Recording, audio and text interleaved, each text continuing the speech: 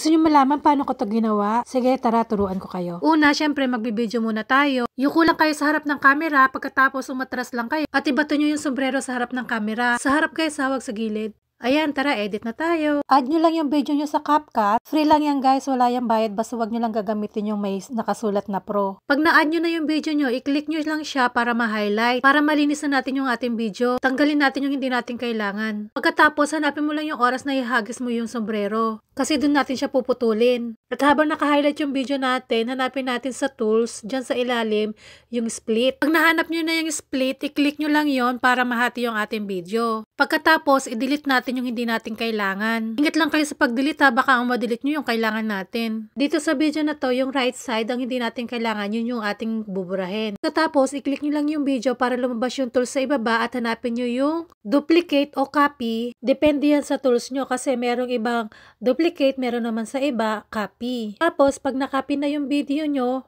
linisin natin ulit. Tatanggalin ulit natin yung hindi natin kailangan. Kasi ang pangit naman kung dalawang beses kang yuyuko, diba? So, i-click nyo lang ulit yung ating first video para ma-highlights at lumabas ulit yung tools sa ibaba. At pagkatapos, hanapin natin ulit yung split. So, ako, yan, dyan ko siya yung split sa nakahawak pa ako sa sombrero. Pero wag yan ang buburin natin, guys, ha? Kasi yan yung kailangan natin. I-click nyo yung unang video kasi yun na hindi natin kailangan, yun ang ating buburahin. Pagkatapos, i-review natin, guys, kung okay na. Ayan, medyo okay na siya, pero medyo sablay pa siya sa huli, kaya lilinisin pa natin yung bandang huli. Click lang natin yung last video para ma-highlight. Long press nyo lang para ma-move nyo siya pa left. And then, panoorin natin kung okay na siya. Pag sa tingin nyo okay na siya, i-click nyo lang yung arrow sa taas para ma-export at automatic na po yan na ma-add sa ating gallery. Ayan, gawa na rin kayo. Good luck! Happy editing!